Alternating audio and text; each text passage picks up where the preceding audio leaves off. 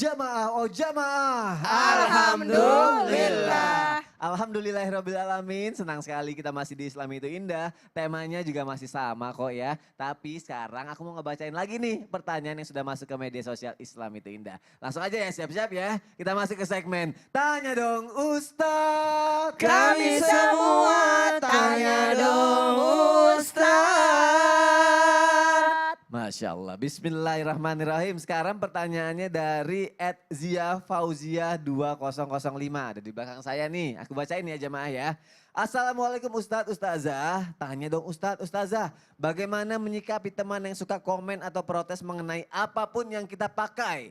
Contohnya kerudung. Kebetulan saya bekerja pernah pakai kerudung tapi dibilang tidak cocok lah, nggak pantas lah dipakai di lokasi kerja. Tapi beberapa minggu kemudian dia malah pakai alias persis tuh gaya kerudung saya tersebut.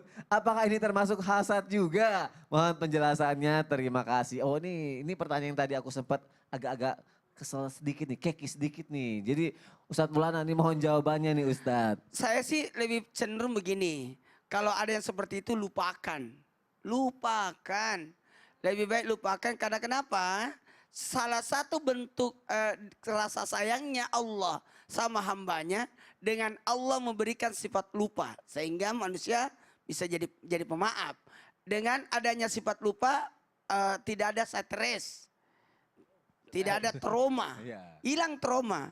Orang butuh pengobatan dengan adanya lupa itu. Kemudian jelas bersabarlah kalau kita ditegur. Jadikan itu tanda cintanya kepada kita.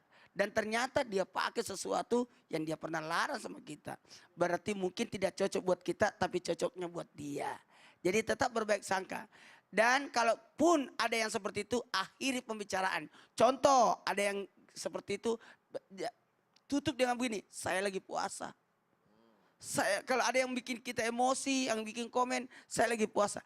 Kalau saya sih jangan kasih panggung. Oh, Karena bisa jadi mereka sedang cari panggung. Oh iya benar.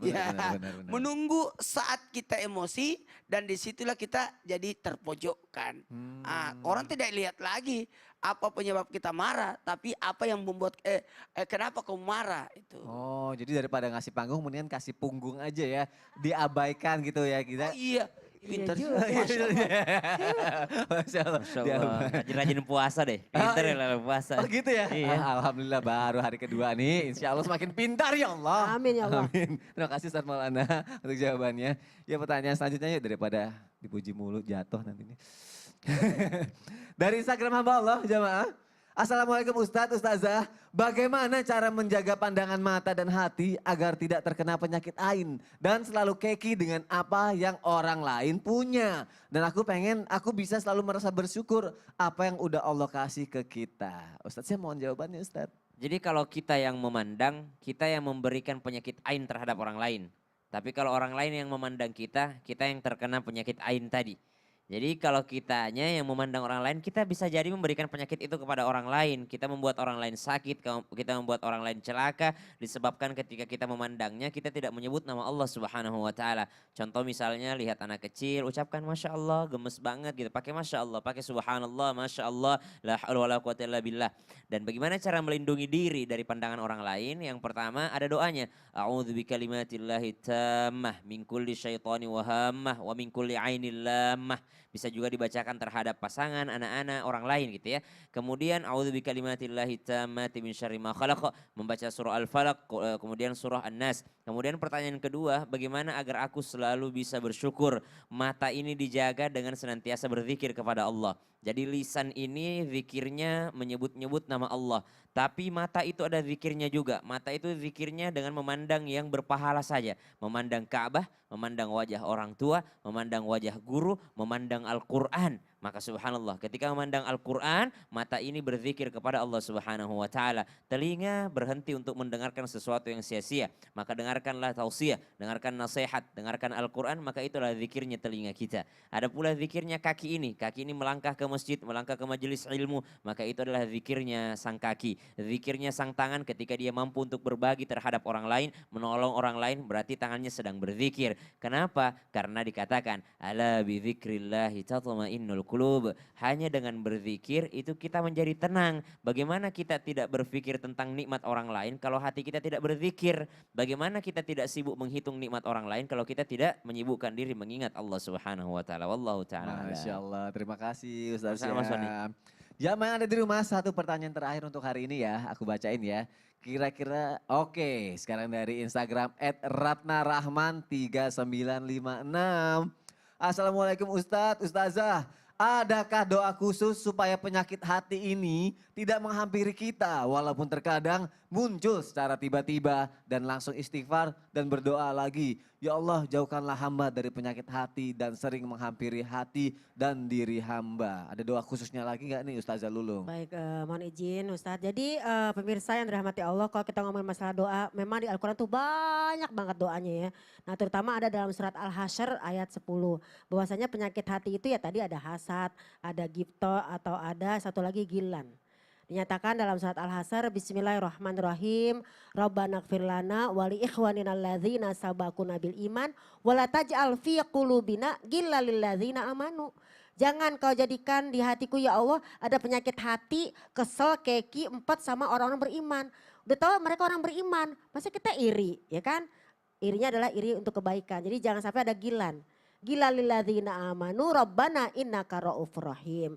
Ya Allah ya, sungguh engkau maha ra'uf, maha santun, maha penyayang. Jadi kita minta kepada Allah biar kita juga ada rasa santun dan kasih sayang kepada sesama. Nah ini ya, coba untuk pemirsa dibuka insya Allah Qur'annya. Biasanya kan kalau Ramadan pada semangat ngajinya.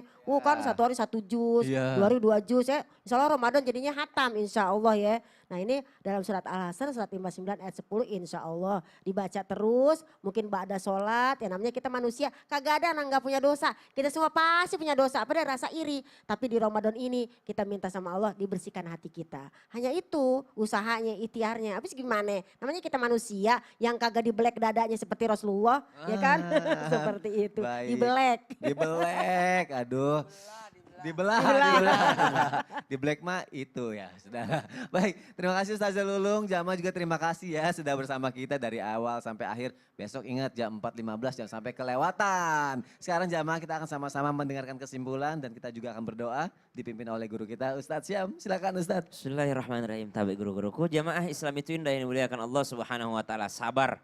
Jadi judul kita itu adalah sabar besti. Jadi langsung kata sabar yang menjadi kuncinya. Kenapa? Karena kita pun masuk surga karena kesabaran kita. Tidak mungkin seseorang mampu untuk menahan lapar dan haus, menawan hawa nafsunya, melawan yakni daripada godaan syaitan yang menghampirinya, kecuali dengan kesabarannya. Sampai tiba adzan maghrib, tidak mungkin ada orang yang sanggup untuk mengkhatamkan Al-Quran kecuali dengan kesabarannya. Tidak mungkin ada orang yang sanggup untuk bersedekah terhadap orang lain kecuali dengan kesabarannya. Semua ibadah kita butuh kesabaran. Termasuk sabar itu menghalangi daripada sifat buruk yang ada dalam diri kita dalam hal iri dengki terhadap orang lain. Maka bolehlah kita iri dalam hal kebaikan. Dan iri kita menunjukkan kita arah kebaikan, arah yang baik. Untuk apa? Untuk mencontoh kebaikan orang lain sehingga iri itu bisa menjadi manfaat bagi kita. Bismillahirrahmanirrahim. Alhamdulillahi rabbil alamin. Allahumma salli ala sayyidina Muhammad wa ala alihi wa sahbihi wa sallam. اللهم إنا نسألك رضاك والجنة ونعوذ بك من سخطك والنار اللهم إنك عفو كريم تحب العفو فاعف عنا يا كريم وصلى الله على سيدنا محمد والحمد لله رب العالمين. Amin ya rabbal alamin. Terima kasih kepada guru-guruku yang tercinta dan terima kasih jamaah sudah menyaksikan Islam itu indah. Besok kita ketemu lagi di jam 4.15 ya. Sehat selalu, bahagia selalu. Wassalamualaikum warahmatullahi wabarakatuh. Waalaikumsalam warahmatullahi wabarakatuh. Asyhadu Allah ilaha illallah wa nastaghfirullah. Nas'aluka ridhaka wal jannah wa na'udzu bika min sakhatika wan nar. Terima kasih semua.